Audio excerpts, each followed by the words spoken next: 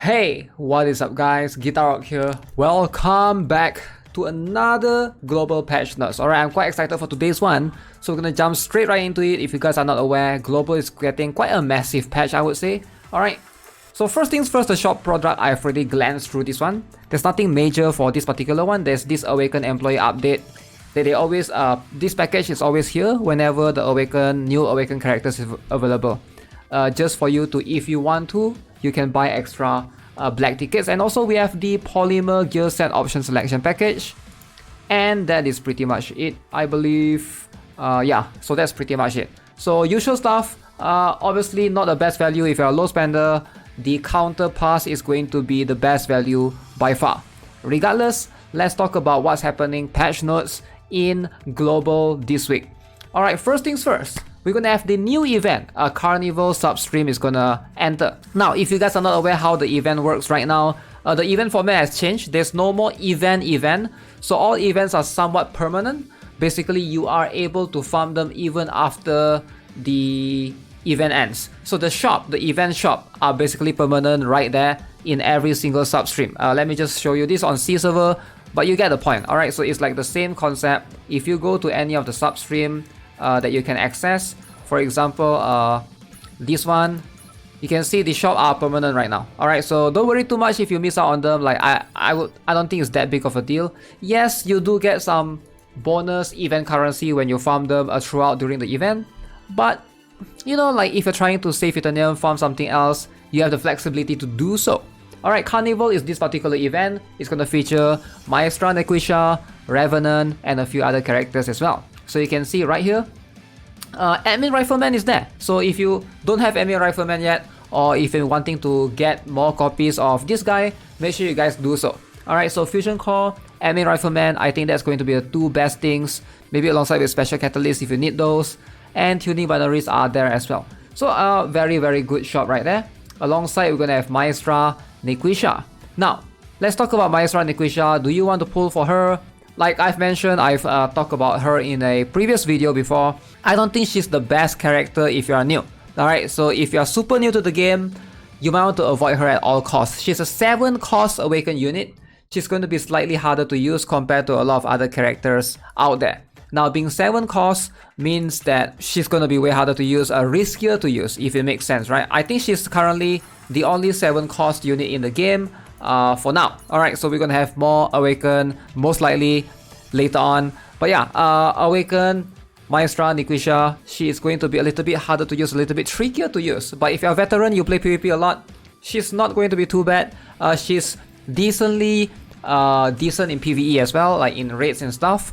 But outside of that, I don't really use her in the Shadow Palace. I don't really use her in any of the dimension trimming or any of those. So you might use her occasionally in the raids, and if you see the value in raids as a player, then definitely get her. Or else, if you don't care about raids that much because it's all depending on your friends to help you attack anyways, that's fine. Like you can miss out on her. Like she's not like a crucial unit for any account in my humble opinion, but regardless, she's a very cool concept. I think when she first released, when she was first announced, I think the concept of Maestra was really appealing to me. Having a very huge Awaken character that moves slowly across, being a tower unit as well, right? But she's not a tower that stays, she's a tower that moves forward. Next up, we have Counter Pass Morse. Now, how strong is Morse, right? I think Morse is pretty strong. I'm gonna be real with you. Morse is a mech unit. It's a she, by the way. It's a mech NCO. Now, she's a bit more complicated to use because she requires setup. So basically, if enemies die, this skill right here you can see, when her allies dies, right? Allies death will permanently increase Morse max HP by 10%, right? And also defense by 5%. And this can stack up to 50% for defense and 100% for HP. So if you are able to set her up accordingly, you deploy certain units at the back, Kang or whatever, and then you let them die, and she's going to have the tangible benefit to be super tanky in PvP. Now, because of this reason, she's not super useful in PvE. Plus, Rearm LX is probably going to come later. Rearm LX is also a 3-cost defender. You also have Horizon, and Livia Tennis is also going to be a tangible, much more stronger unit that doesn't require any setup. So should you get Morse? I would say yes for the counterpass, but no if you are, if you can't afford the counterpass, then no, save for the next counterpass. Counterpass is still the best thing to buy, like I mentioned, right? But again, if you don't really care about this unit, then maybe there's no point. That's something to consider as well. Alright, so next up, who else do we have? Awakened Lee Suyeon making a comeback. This is going to be a rerun. I do think Awakened Lee Suyeon is one of the better characters to obtain. I actually like her way more than Awakened Seohyun in PvP. Now that's much more of a preference thing, right? In PvE, she is going to be a bit lackluster compared to Awakened Seohyun, but she's a 5 cost, not a 6 cost, so there's those factors as well. But yeah, I'm gonna pick her from a selector for sure. I have 2 selectors that I haven't used yet. Okay, so next up we have Revenant. Now Revenant is a soldier supporter. If you don't run soldier teams, there's no use for you to run Revenant. She's going to be the meta for soldier units. If for the longest time you've been wanting to try out soldier teams, pull for her. You will see why she's really useful. She gives every soldier barrier. Special skill deploys a tactical force field that generates a barrier equal to 30% of max HP to ally multi-unit soldiers, summons excluded, and becomes immune to hit stun from special or lower skills for the barrier's duration. Now her special skill is really strong. Alright, so this barrier helps give the soldier team survivability. So it works on soldier teams that are multiple units. For example, admin shieldman. So basically how you want to identify them is you go to your soldier unit right here. It doesn't work for Kang, it doesn't work for Choi Ji-hoon, Veronica. Those are soldier. But it only works for multi-soldier units. It doesn't work for overflow. It works for admin. Sword fighter, you can see there's a ×2 here. So it works for her. She will get the barrier. Admin rifleman, admin shieldman, etc. Those characters are going to work very well. Right? So if you intend to ever play soldier team in the future, she is going to be the solid meta moving forward. She's still meta until today. In KR, in C, if you want to play PvP with soldier team alongside with Kyurem, she will be able to provide you with a lot of tangible benefit in soldier teams. Next up, CARMEN. Highly recommend to pull for her. I'll be pulling 1 copy myself, most likely. Alright, so CARMEN is going to be the best healer for now, alongside with Evelyn. Competing with Evelyn, best heal value. She's also going to be the longest range one alongside with Awakened Shinja as well. Highly recommend to get her. Sheena. Don't recommend to get her. She does get up occasionally, but she's a sniper that's a little bit of a front line. It really depends, right? If you want to put like a combo alongside with Maestra, maybe she can work. But other than that, she's not a must-have, right? Plus, she might be in some of the selectors already. Okay, next up we have Rearm Han Sorim. Now, Rearm Han Sorim is pretty cool. I think she's one of the above average Rearm units for SR, right? The truth is, you don't really need Rearm Han Sorim. I don't see a PvE scenario where you need to use Rearm Han Sorim per se. Plus, Rearm Han Sorim doesn't work with Revenant. Like I just mentioned earlier, Revenant is going to rely on soldiers having multiple units, right? Multi-unit soldiers to be able to give the barrier. Han Sorim doesn't get that. So Admin Rifleman is still going to make a lot of sense. If you don't have Admin Rifleman, I would recommend the... what's the guy's name? I'll recommend these guys. They are really cheap budget Assault Trooper, Admin Rifleman, Glitch. Like there's a lot of Rangers, right? Again, Han Sorim, she's going to be solid, but I don't think she's like a must-have. If you miss out on her, I think it's totally fine. Next up, we have... Now, this one is going to excite me a little bit.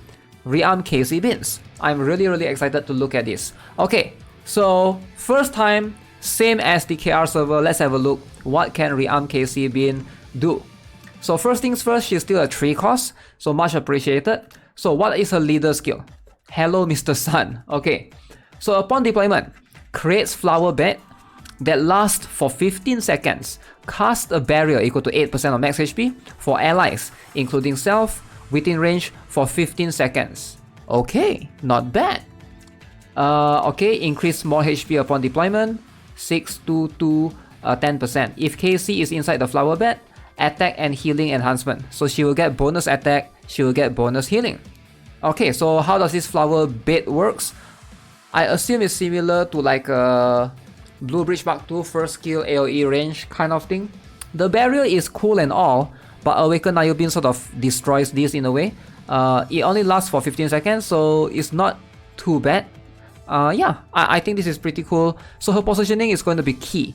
because when you deploy her, the ally nearby is gonna get this barrier as well, so keep in mind. So everything else seems to be the same. Let's have a look. So passive skill, okay, she's gonna change her skill entirely. So upon deployment, deals AoE damage to enemies within range, allows herself to be attacked by enemies 8 seconds, which grants her 1 sprout that increases her attack and defense by 15%. On the battlefield, gains 1 sprout every 8 seconds and stacks up to 3. Once 3 stacks are reached, she is granted Blossom, which heals for 1% HP per second. After every third basic attacks, she delivers an enhanced attack, inflicting AoE damage and healing 8% of her HP to herself. Okay, seems like she's a self-healing solid defender overall. When HP drops to below 30%, does an enhanced attack and becomes immune to damage for 2 seconds. Okay, so ultimate skill right here, I have to protect my friends, but Kaci loses grip of April and deals AoE damage and knockback to enemies. So cancels all debuff cast on herself, permanently increase all stats by 10% and goes up, and this can stack up to twice. So upon deployment, creates flower bed that lasts for 15 seconds. Okay, I think the overall appeal for Kaci Bin, it seems to lean towards, okay, she's all about this flower bed thing. I get it. Nature, wait, what happened to the special skill? Leader skill, okay. Basic attack, passive skill, ultimate skill, but there's no special skill. Something is off right here. I think they messed up. Here's the thing, right? Rearm Kaci Bins, if you guys are worried, maybe you want to save or wait for a bit, let players test her out first. I'm going to go for her. I do have enough resources to try to get her to 110. And then we'll see how it goes, right? If you are trying to save a resource for the next Rearm. Because I know Rearm is very expensive. And considering that she's a defender, Rearm Alex is also might be around the corner. Rearm Alex is really strong. She's really good. I think she might be the best 3-cost defender right now, right? Better than Liumi by far. The truth is, I don't know how strong is Rearm Kaci Bin. That's something that I'm gonna test her out and see how viable is she in PvE or PvP, and we'll see. We'll go from there. Definitely, she seems to be quite reliant on the leader skill as well, which I am not a big fan of, because that means it's much more restrictive. I'll have to like use her specifically in the leader skill to be able to test her out. But hey, it's something that I'm willing to go with. So definitely Kaci Bin. The alt squad is here. Okay, so we have Xiaolin, Kim Sobin, and Xiaoyun. You can farm for the exclusive equipment. Highly recommend to get Xiaolin or Kim Sobin's fund if you guys haven't already. One of the better exclusive equipment around. And then we have Springtime Melody Event Mission. Alongside with Spring Time Melody Punch In, you get 5 Fusion Core. I wish they would give us more, you know, like give us like 10 or something. Because Fusion Cores are going to be way more expensive or scarce. Alright, so improvements and changes. A fix where dive clear only count as one conducting 2 or more safety mining operations. Collect Halloween small missions were not showing up. Okay, hopefully they'll fix that for some players. And a few other fixes. Alright, so that is pretty much for today's, this week's Globals patch. I am personally very excited for a couple of things, notably Kaci Bins. That's the only new character that I think I'm gonna have. I'm gonna try to pull for CARMEN as well. We'll see if I'll be able to get that. Alright guys, so that's gonna be it for this video guys. Hope you guys enjoyed it. Subscribe, give this video a like, and I'll see you guys in the next one. Have a nice day. Goodbye.